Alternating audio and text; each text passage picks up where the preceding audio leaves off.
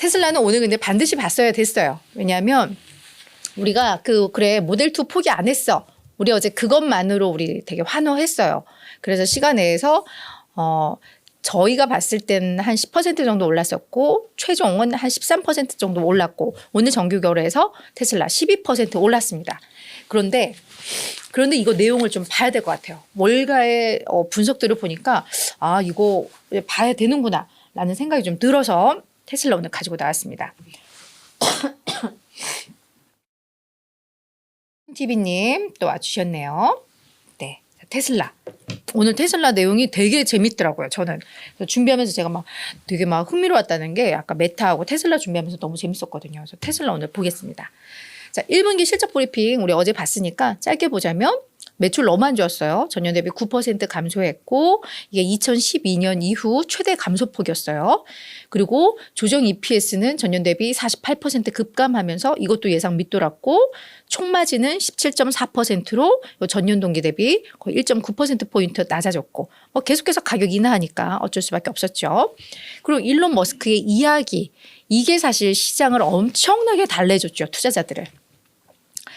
자, 모델 2 그러니까 저가형 이 신모델 이거 로이터에서 이제 포기했어라고 해서 그때부터 시장에서 되게 우려하고 막 이랬는데 무슨 소리야. 우리 이거 오히려 가속화할 거야 라고 하면서 올해 말은 아니어도 우리가 2025년 초에는 이거 출시한다. 당초 우리 2025년 하반기로 이거 예상했는데 우리 이거 앞당기겠다라고 이야기를 했습니다. 그리고 FSD 라이선스 판매 관련해서 주요 자동차 제조업체와 우리 협상 중이야. 우리 자율주행이고 뭔가 잘 되고 있어 라는 거. 그리고 그래 올해 생산성은 현저히 둔화되겠지만 우리 이 모델 2 나오고 막 이러면 50% 성장 목표. 그러니까 2023년 기준 200만 대 기준 50%면 한 300만 대예요. 요거 생산 목표 요거 유효해 라고 이야기를 했고 그러면서 이를 위해서 다만 새로운 제조 라인에만 우리가 집중하는 게 아니라 현재 생산 능력을 완전히 활용해서 기존 이 제조 라인도 활용을 해서 오히려 좀 효율적으로 갈게라고 이야기를 했고 여기에 시장은 야호를 외친 거예요. 자, 근데 우리가 이제 여기서 따져볼 게 있다라는 겁니다. 월가 우리는 그 불확실성 해소에 막 야호 환호하고 막 이랬는데 월가는 일단 실적에 초점을 맞췄던 것 같고 또 다른 불확실성 요인들을 많이 좀 본 것 같아요. 그러면서 목표가 하향이 오히려 좀 더 많았습니다. 이게 실적 공개 후 쭉 나온 내용들인데요. 딱 눈에 띄는 거. 나머지 증권사들은 그래도 투자 의견은 뭐 다 유지했어요. 근데 뭐 투자 의견들이 뭐 중립이 많아서 뭐 그렇긴 그런데 뱅크 오브 아메리카가 중립에서 매수로 그러니까 뱅크 오브 아메리카는 너무너무 잘 본 거예요. 우리 개인들의 심리와 똑같아. 이거 이따가 평가해 놓은 거 보면은 그냥 테슬라가 공개한 내용 고지고대로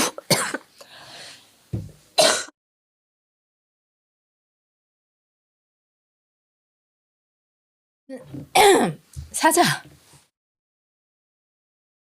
기침은 멈출 수가 없네요. 라고 했고 나머지들 뭐 UBS, RBC, 트루이스트, 뭐 카나코드, 웨드부시 웨드부시에서도 이걸 낮췄구나. 목표 주가를 다 낮췄습니다. 미주에서도 낮췄고요.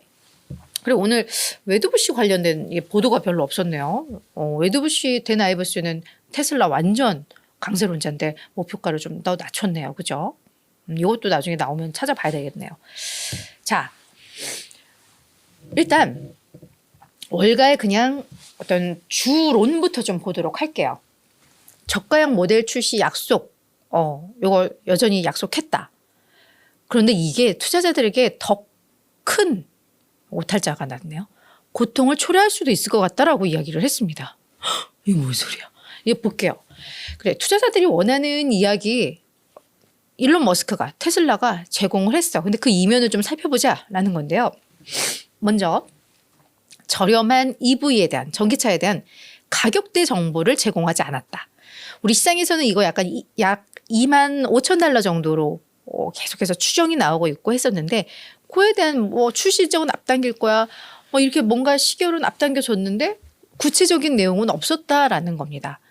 그러면서 한 애널이 그 현장에서 요 신모델에 대한 구체적인 질문들, 뭐 가격대라든가 뭐 이런 것들 아마 질문을 했던 것 같아요. 근데 그때 일론 머스크가 나는 이 신모델에 대해서는 할 말을 다 했다라면서 답변을 이제 회피를 했다고 합니다. 그러니까 이게 뭔가 이제 좀 찜찜하다라는 거죠. 그리고 피디님 죄송한데 에어컨을 꺼주셔야 될 것 같아요. 이게 자꾸 네. 그리고 주주 서한의 내용을 보면 주주들에게 제시한 그 내용을 보면 우리가 이제 이런 신모델에 대한 업데이트를 했잖아요. 그러니까 제조시설 뭐 좀 다른 걸 활용하고 이걸로 인해서 이전에 기대했던 것보다 비용 절감 효과가 적을 수 있다라는 게 적혀져 있었다고 합니다. 이것도 뭔가 불안한 거죠. 그러니까 우리는 25,000달러 생각을 했는데 그보다 더 가격이 높아질 수 있다라는 거예요. 지금 가장 싼 가격이 모델 3, 가장 싼 게 한 39,000달러인데 25,000달러 정도는 대조해 그래도 이게 뭔가 저가형인데 이보다 더 높아져서 뭐 예컨대 그냥 3만 달러 이러면 약간 우리가 기대했던 거에서는 조금 그죠? 그런 느낌이 좀 납니다. 그러면서 앞서서 이제 기존 제조 공정을 사용하면 우리 300만 대 생산도 가능할 것 같아라고 이야기를 한 부분이 있었잖아요. 근데 그 부분에 대해서 원래 이 테슬라가 계속 얘기했던 게 미래의 제조 전략, 그러니까 혁신적인 언박스형, 이걸 기반으로 해서 우리가 생산 비용을 절반으로 줄일 수 있고 그래서 저가형 차량의 대량 생산이 가능해라고 했는데 갑자기 우리 기존 제조 공정도 활용을 할 거야라고 이야기를 하다 보니까 그러면 결국은 비용 절감 효과가 낮을 수 있고 이 미래의 제조 전략 이것도 생각보다 쉽지 않다라는 거 아니야라는 그런 상상을 할 수 있다라는 거죠. 이게 현실로 드러나면 이거는 투자자에게 더 큰 고통이야라고 이야기를 하고 있는 겁니다.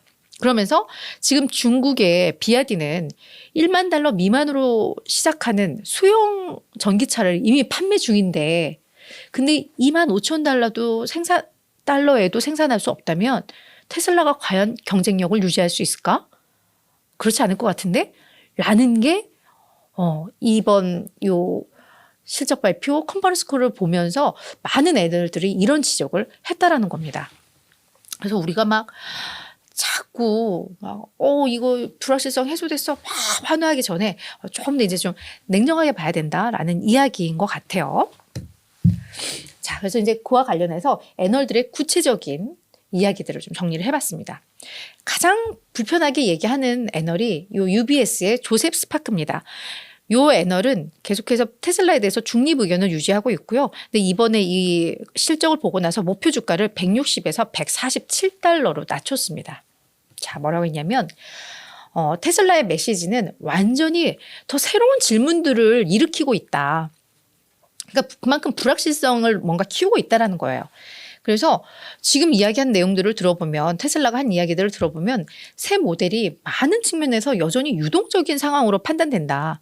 뭔가 가시화가 돼서 이미 뭔가를 하고 있는 게 아니라 이렇게도 바꿀 수 있고 저렇게도 바꿀 수 있고 제조시설을 또 여기에서 저기로도 바꿀 수 있고 지금 그런 유동적인 상황이라면 글쎄라는 거예요. 그러면서 출시 일정도 뭐 2025년 하반기에서 2025년 초로 얘기를 했는데 이것도 나는 가능한지 모르겠다. 일단 그냥 투자자 달래기 아니야? 그러니까 약간 머스크는 그동안 약간 계속 거짓말 아닌 거짓말을 해봤잖아요. 뭐 사이버 트럭도 그렇고. 그러니까 아마 이것도 글쎄 못 믿겠다. 그냥 지금은 약간 투자자 달래기 아니었을까?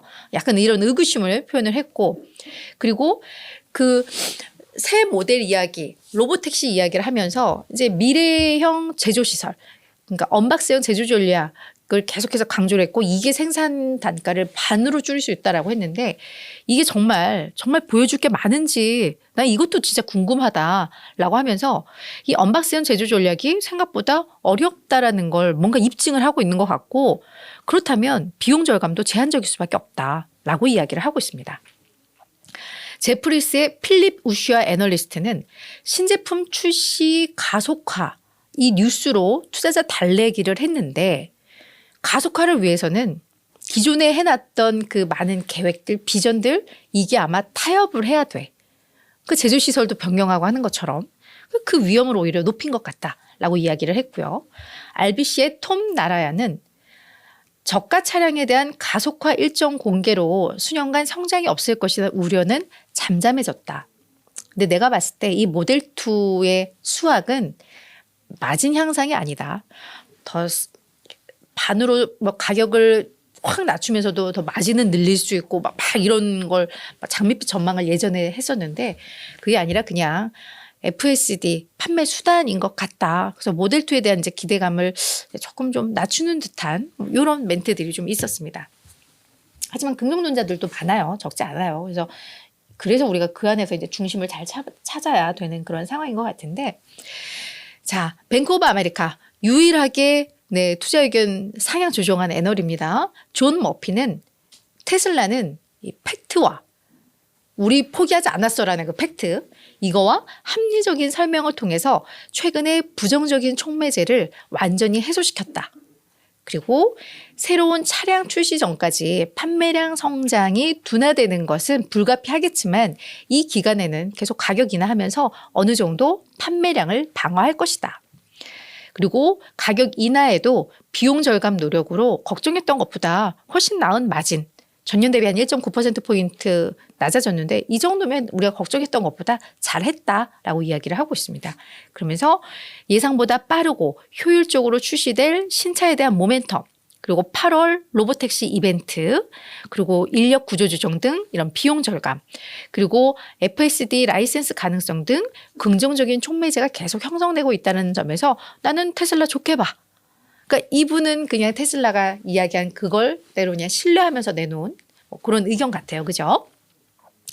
베어드의 벤 칼로는 이번 테슬라의 이런 발표로 메시지로 부정적 피드백 루프, 그러니까 완전 이런 악순환의 그 루프를 완전히 깨뜨렸다. 이게 어떤 투자 심리의 전환점으로 시작이 될 것 같다. 약세 심리가 이제 좀 없어질 것이다. 그리고 새로운 모델의 생산 일정을 앞당겼고 FSD 소프트웨어에 대한 라이선스 계약에 대한 기대감을 준 것, 이런 부분에 있어서 테슬라 괜찮다라고 이야기를 하고 있습니다. 자, 그럼 주가를 좀 보시면 테슬라 간밤에 많이 오르긴 했습니다만 여전히 올 들어서 35%의 주가 하락 기록하고 있고요. 월가 평가는 앞서서 그런 사람들 막 목 높여 이야기하는 것처럼 좋지는 않아요. 54명 중 21명만이 매수 의견입니다. 그러니까 39%만. 그리고 평균 목표 주가는 185.78달러로 추가 상승 여력 한 14.6%에 그친다라고 좀 보고 있는 것 같아요. 그래서 테슬라 물론 어제 발표한 그 내용 자체만 보면 오늘 이렇게 급등할 만한 이유들이 많았어요. 모델2 포기하지 않았다라는 거, 그렇죠?